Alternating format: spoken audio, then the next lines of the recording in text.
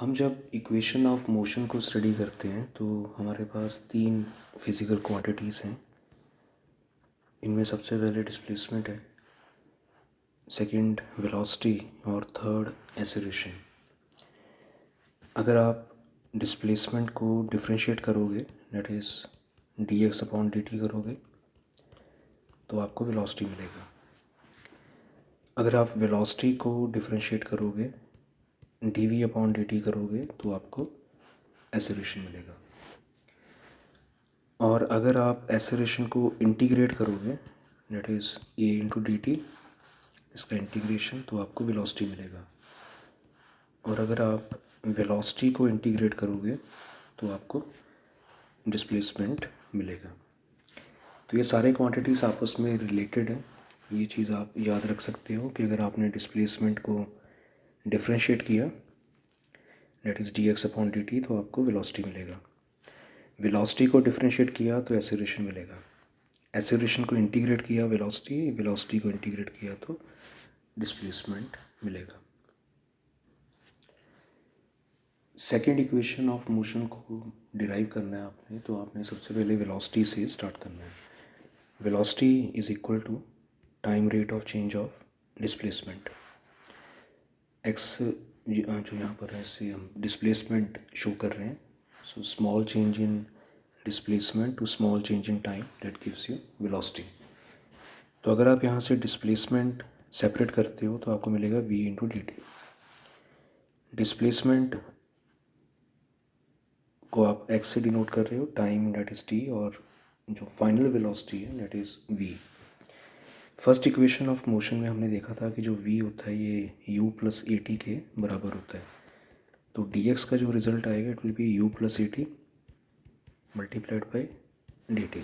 We की जगह हमने u प्लस ए टी यहाँ पर सब्सटीट्यूट किया। आपने जब भी किसी डिफरेंशियल टर्म को सिंपल वेरिएबल में कन्वर्ट करना है तो आपने इंटीग्रेट करना है। So it will B integration on both sides, और आपने लिमिट्स भी फिल करने हैं। टाइम इनिशियली अगर ज़ीरो है तो वहाँ पर जो वेलोसिटी है उसे आप u से डिनोट कर रहे हो।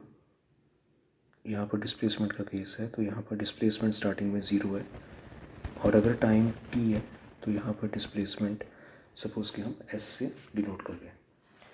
तो जब टाइम ज़ीरो था तब डिस्प्लेसमेंट इज़ ज़ीरो, और जब टाइम t है तो डिस्प्लेसमेंट इज़ s।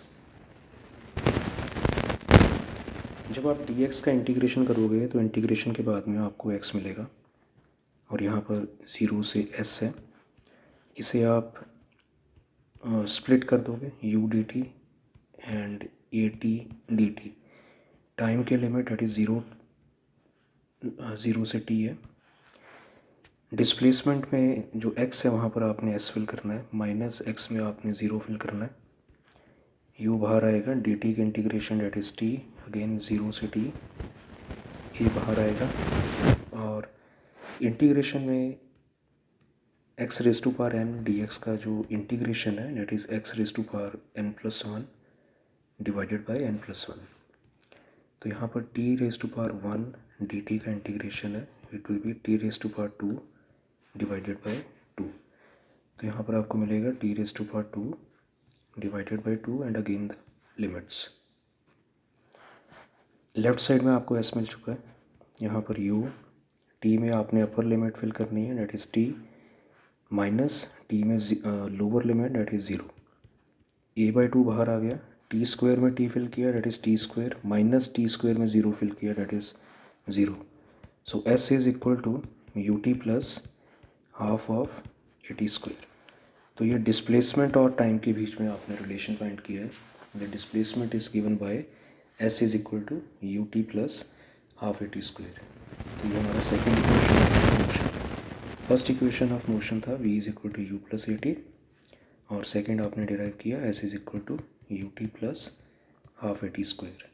u का मतलब इनिशियल वेलोसिटी, v का मतलब फाइनल वेलोसिटी, s का मतलब displacement, and t is time, a is acceleration.